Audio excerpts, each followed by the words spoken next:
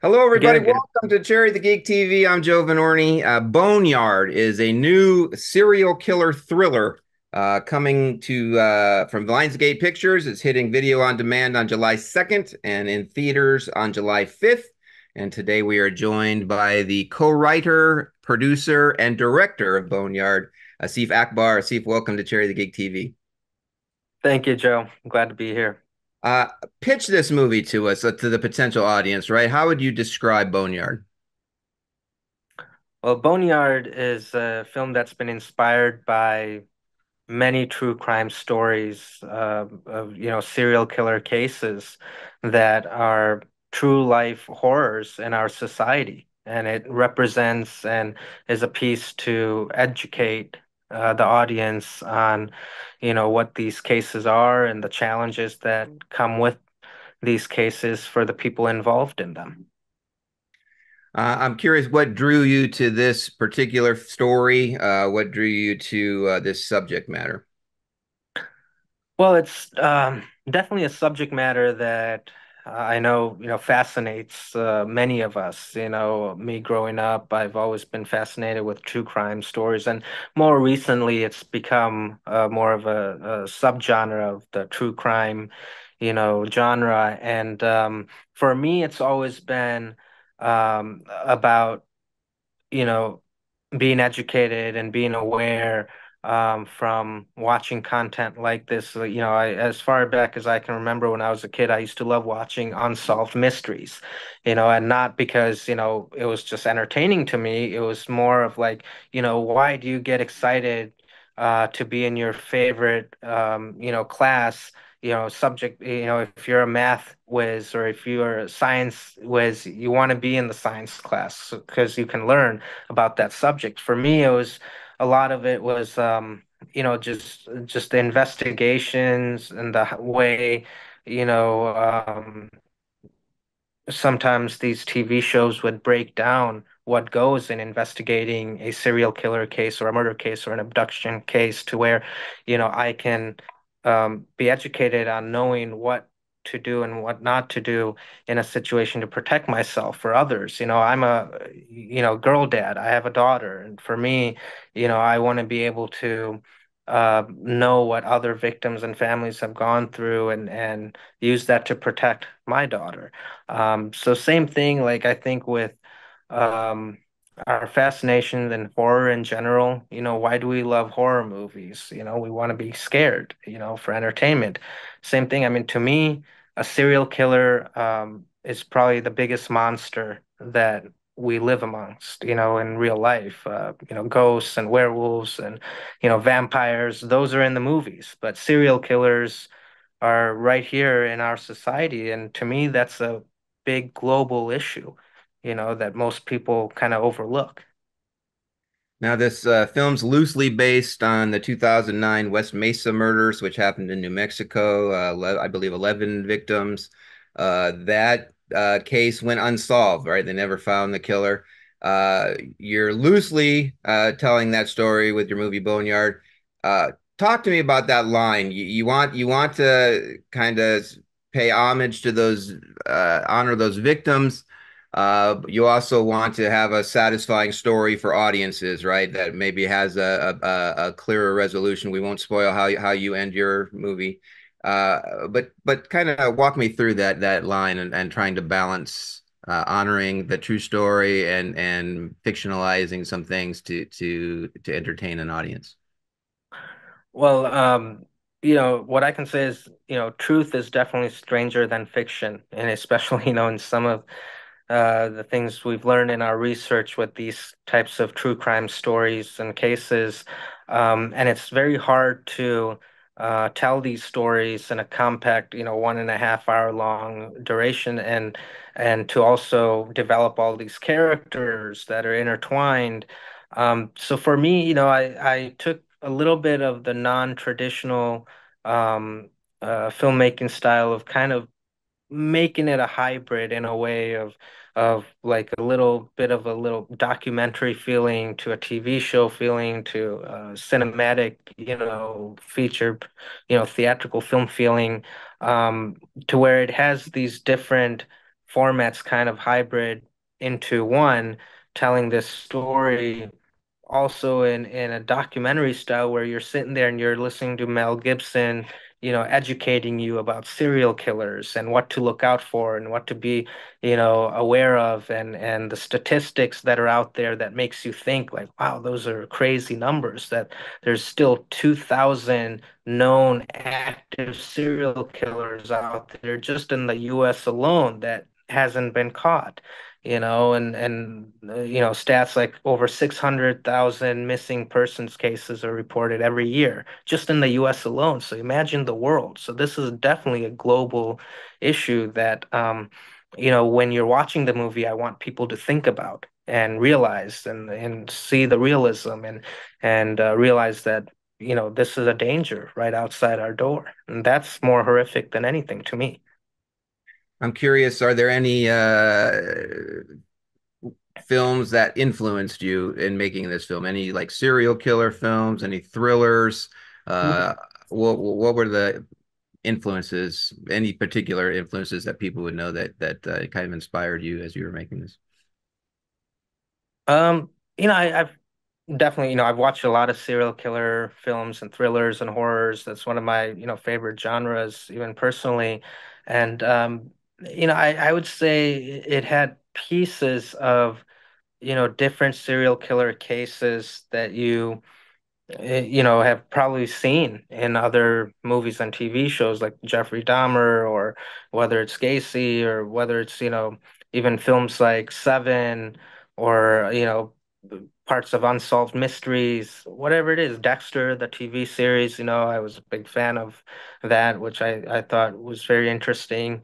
Um, so there were definitely a blend of a lot of different, serial killer stories that you can find a lot of similarities with. But as far as like the actual film style, I blended it in with, some cinematic, traditional cinematic camera work to a little bit of feeling like Man on Fire, or even like a little bit of a documentary or TV, depending on the characters or the situation and the scenes and the mood that we're trying to convey in that scene, we blended it with different styles. I want to talk about Mel Gibson. He stars in your movie as Agent Petrovick. Uh, as a director, Mel Gibson for 2 decades was one of the biggest movie stars in the world. You've worked with a lot of big actors, Mickey Rooney and Michael J. White, but now you're working with Mel Gibson. What was that like directing him and being on the set with? Did it ever play with your mind like, oh my God, I'm directing Mel Gibson? What No, was it, certainly. I mean, and I would say, what qualities did Mel bring to that character that when you were casting, you're like, this is Mel's right for this role? well, first I'd like to say, I mean, Mel is still, in my opinion, and also now having experience working with them, is still one of the biggest movie stars in the world, even today. And there's a reason for that. His work ethic and his energy, and, just being on set with him, you get motivated and you learn every step of the way and you want to better yourself in the film. And that's what he cares about. He doesn't have an ego or any of, the things people might think. I mean, there's a reason, and I've worked with so many superstars and Academy Award winners and people like that now, and I've seen a pattern and why they're superstars, why they're Academy Award winners, why they're the best of the best. It comes with that attitude. And for Mel, he's just making another movie that he's giving his all in and trying to make the best movie as possible, whether he's an actor or a director or supporting another director. I mean, with me, he worked like we've known each other for years, even though this was our first film. He made me feel comfortable. He gave me that respect as, an actor to a director. And, he took his craft seriously. He never looked at it like, oh, this is this movie and that's that. It's to him, it's, work and doing the best he can. And that I really appreciate as definitely a younger director and up and coming and working with a legend like him. That inspires you to, keep going bigger and better on the next projects. you know.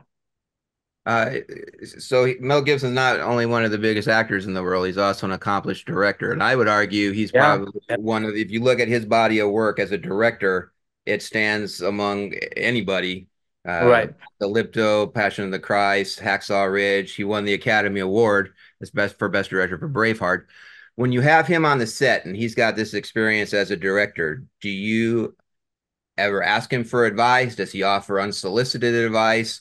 Are you ever intimidated, going, "Oh, well, I wonder, Mel's over there looking at me silently, judging me as a director"? What's it like having Mel Gibson, the director, on set, and what was that relationship like? Um, no, I mean, what's interesting is, before we actually started working, we had dinner one night and we hit it off to the point where we were sitting there just talking about life and all kinds of stuff for hours and hours and hours, and we became comfortable with each other, and I think that made it a lot easier too, and where he gave me the respect as a director, where he would discuss things and ask for my opinion, and I would do the same. And it'd be like, okay, what do you think about this idea? Or what do you think if this scene had this? Or what if we didn't have that? Well, it was always a discussion. It was never like, oh, I see it this way, so we're doing this, or no, this is how this is going to be. It was always a debate, always a discussion back and forth, and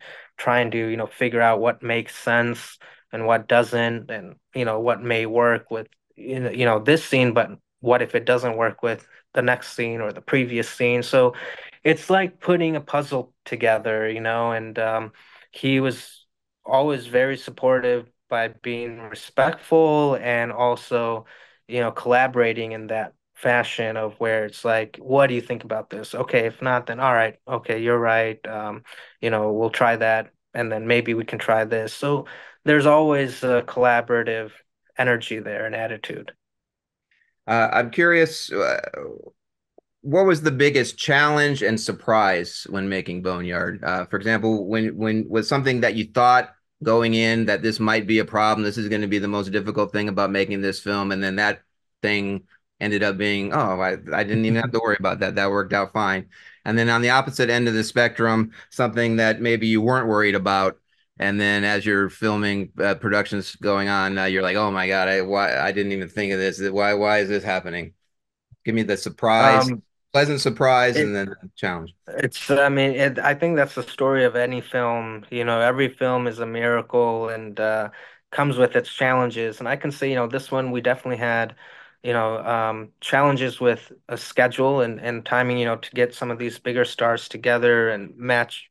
The schedule is difficult, so we had to sometimes, shoot certain scenes faster than what I had anticipated, or we had to shift locations, or one of the things was we were going to be shooting this originally in Albuquerque, New Mexico, um, and 3 weeks before principal, we had to relocate the entire production to Las Vegas.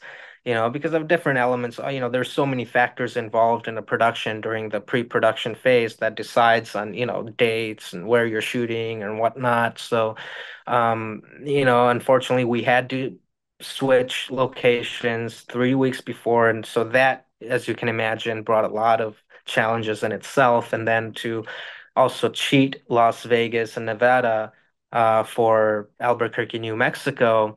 I mean, it wasn't too difficult because it's the same type of terrain and all, but it's still, we had to basically recreate everything, and all the locations, and not having as much time was even more challenging, and we just didn't expect that till the very end.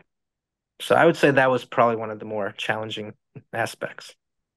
Well, we are sadly out of time. The film is called Boneyard. It stars Mel Gibson, Curtis 50 Cent Carter, or 50 Cent Jackson as Chief Carter, Brian Van Holt. The film is coming to video on demand July 2nd and will be in theaters July 5th. Asif, thank you so much for chatting with us today on Cherry the Geek TV. Thank you, Joe.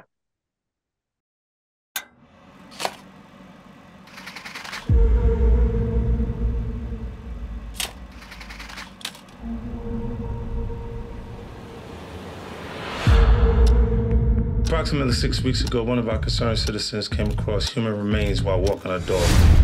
We discovered the remains of 11 women and one unborn child. We never faced anything like this. They're sending in an expert. Chief Carter, I presume. Hope you had a good flight, Agent Petrovick. I read your file. You've been looking for the boogeyman. Instead, focus on the regular guy just hiding in plain sight. We put serial killers into 4 categories. First, you got your visionary. They hear voices, you know. Next, we got hedonistic. These are lust killers. After that, the power control-oriented. But I don't think our guy is any of those. He's a mission-oriented killer. He thinks he's making the world a better place.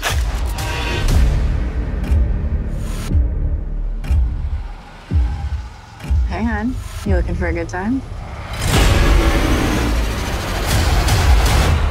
What do you say? You want to do this thing? Oh, you know I do. You telling me the serial killer can be an undercover cop? So it could be anyone. When I looked into his eyes were dead. He's playing God.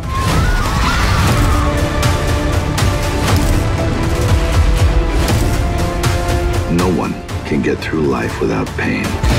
My pain is deep, but it gives me purpose. We got a predator amongst us. The papers gave him a name. The Bone Collector.